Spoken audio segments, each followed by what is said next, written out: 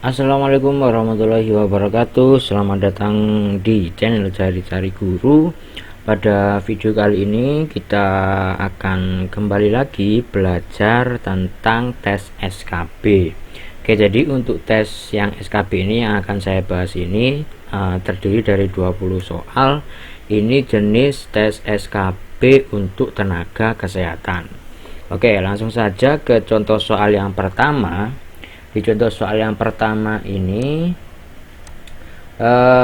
kebutuhan minimal manusia secara sehat terhadap air yang meliputi untuk tujuan memasak, mandi, mencuci, dan untuk kakus itu berapa liter? Apakah 10, 15, 30, atau 60? Oke, jadi untuk jawabannya paling tepat itu adalah yang D. Ya, jadi untuk kebutuhan minimal manusia secara sehat terhadap air untuk masak, mandi, mencuci, dan untuk kakus itu sebanyak 60 liter per orang per hari. Oke, jadi tinggal dikalikan aja jumlah keluarganya itu ada berapa. Oke, terus yang kedua, gejala klinis yang sangat khas yang diperlihatkan oleh penderita keracunan oleh arsen adalah apakah sakit perut, ataukah mual, ataukah muntah, ataukah D, bau keringat seperti aroma bawang putih. Oke, jadi jawaban yang paling tepat untuk soal yang nomor 2 ini itu adalah yang D, bau keringat seperti aroma bawang putih. Jadi kalau misalkan teman-teman punya teman atau ketemu sama orang yang bau keringatnya itu seperti aroma bawang putih, itu kemungkinan dia mengalami keracunan oleh arsen. Oke, jadi bau keringat seperti bawang putih ini merupakan salah satu gejala klinis yang sangat khas yang diperlihatkan oleh penderita keracunan oleh arsen. Terus kalau untuk sakit perut sendiri, sakit perut itu bukanlah gejala klinis yang sangat khas yang diperlihatkan oleh penderita keracunan arsen. Gejala sakit perut itu juga diperlihatkan oleh penderita keracunan oleh logam berat yang lainnya. Jadi khusus untuk arsen dia nggak mengalami sakit perut, berarti ini bukan. Terus untuk mual ini juga bukan termasuk gejala penderita keracunan arsen. Ini untuk mual dan muntah ini juga disebabkan oleh keracunan logam yang lainnya kecuali arsen. Oke, terus soal yang ketiga, gejala klinis yang khas berupa warna rambut kemerahan merupakan gejala klinis khas yang diperlihatkan oleh penderita keracunan apa? Tembaga, kromium secara kronis, kromium secara akut, ataukah tembaga secara kronis. Yang ini tadi akut. Oke, jadi untuk yang nomor 3 itu jawabannya adalah yang D. Penderita keracunan oleh tembaga secara kronis itu memperlihatkan gejala klinis yang khas berupa warna rambut yang kemerahan. Oke, jadi yang C ini jawabannya paling tepat adalah yang D. Jadi mungkin ini penderitanya di ini ya, pertambangan, di lingkungan pertambangan itu kan juga makanya ada beberapa lokasi pertambangan itu yang ditolak oleh warga. Kemungkinan itu ditakutkan ada warganya yang tercemar oleh limbah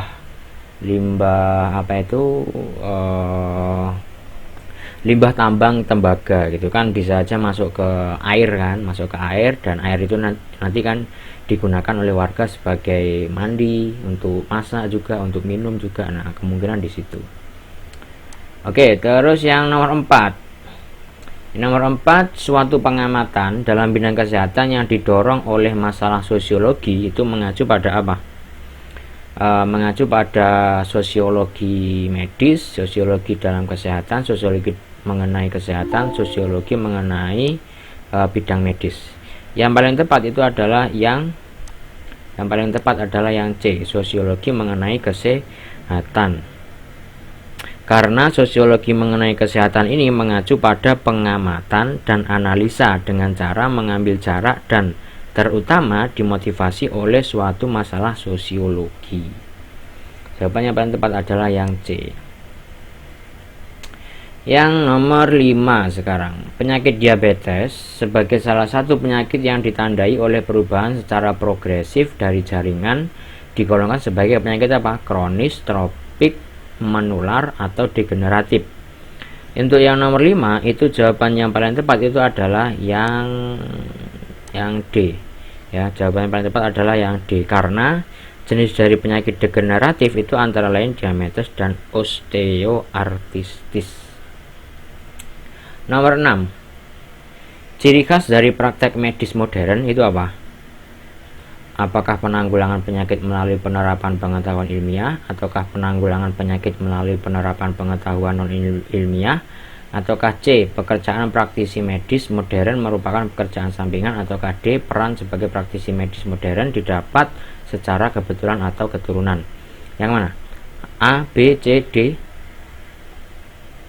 Yang nomor 6 itu adalah yang A. Nomor 6 itu adalah yang A. Penanggulangan penyakit melalui penerapan pengetahuan ilmiah merupakan salah satu ciri dari praktek medis modern. Nomor 7. Kandungan lemak dan kolostrum ASI awal itu berapa?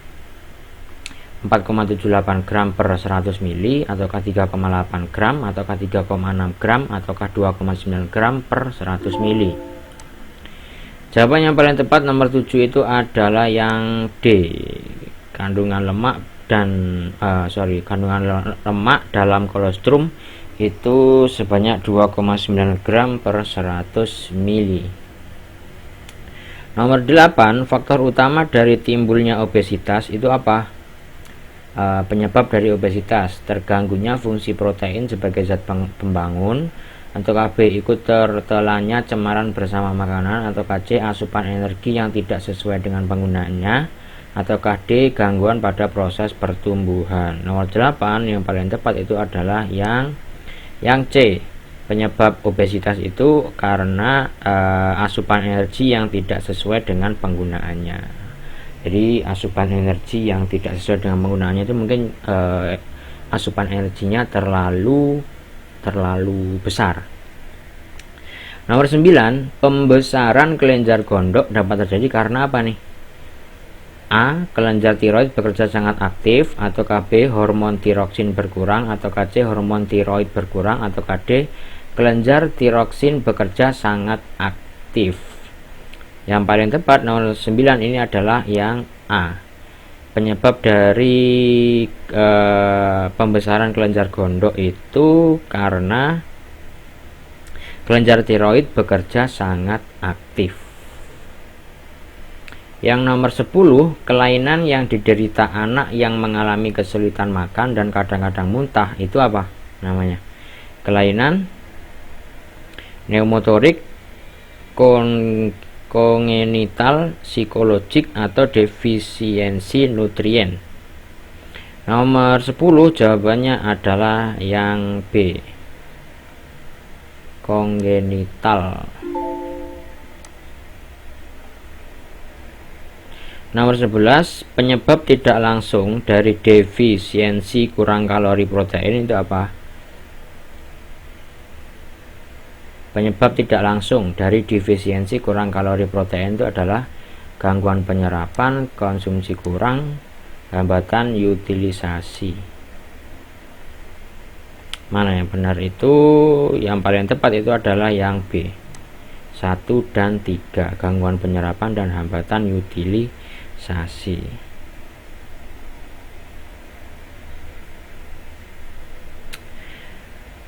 Poin pertama dan ketiga ini benar karena penyebab tidak langsung kurang kalori protein atau KKP sekunder itu adalah hambatan absorpsi atau penyerapan dan hambatan utilisasi penggunaan zat-zat gizi. Yang poin kedua ini salah karena merupakan ini adalah penyebab langsung. Ini adalah penyebab langsung. Nomor 12. Selain glukosa, yang termasuk ke dalam monosakarida adalah monosakarida. Selain glukosa, yang termasuk ke dalam monosakarida itu adalah yang B, yang galaktosa. Nomor 13, vitamin A yang aktif dan siap digunakan terdapat pada daging, wortel, pepaya, sawi. Jawaban yang paling tepat adalah yang siap digunakan itu pada daging ya.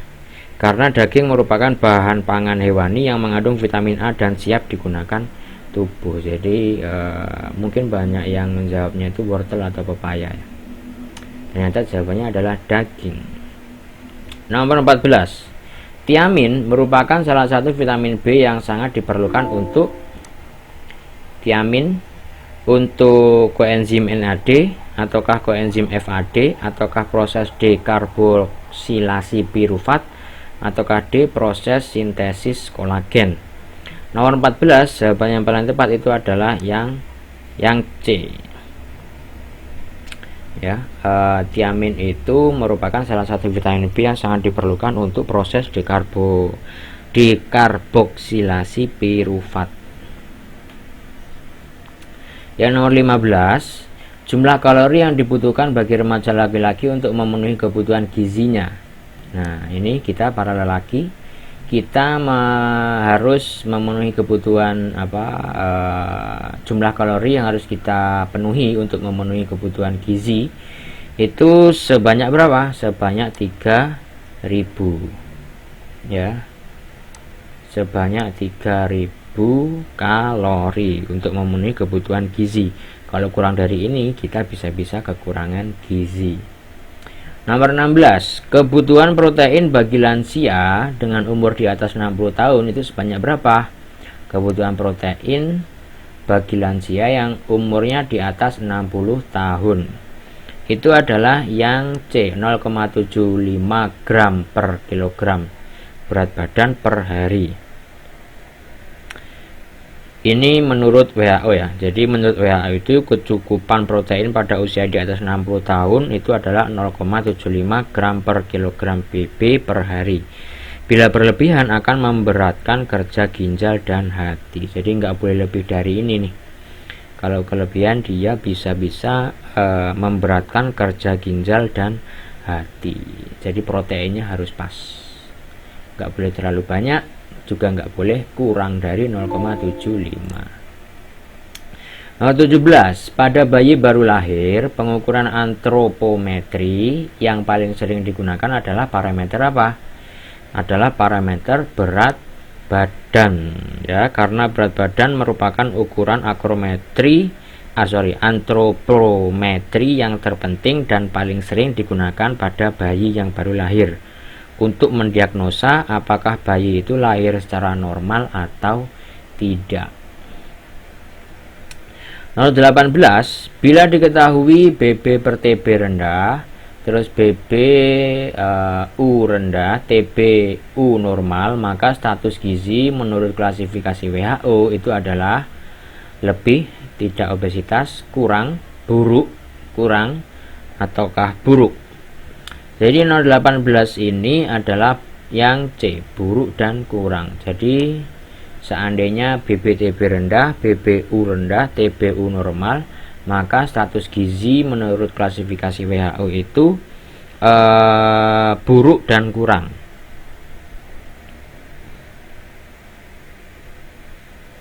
Yang nomor 19, yang termasuk ke dalam metode kuantitatif untuk menilai status gizi melalui survei konsumsi pangan adalah menggunakan metode nomor 19 ini, apakah frekuensi makan, riwayat makan, penimbangan makanan, pendaftaran makanan.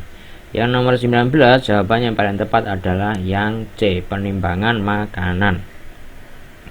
Karena metode penimbangan makanan merupakan salah satu metode yang bersifat kuantitatif dalam penilaian status gizi melalui survei konsumsi makanan. Soal yang terakhir, yang nomor 20, seroptalmia merupakan penyakit yang disebabkan oleh kekurangan apa? Kekurangan vitamin A.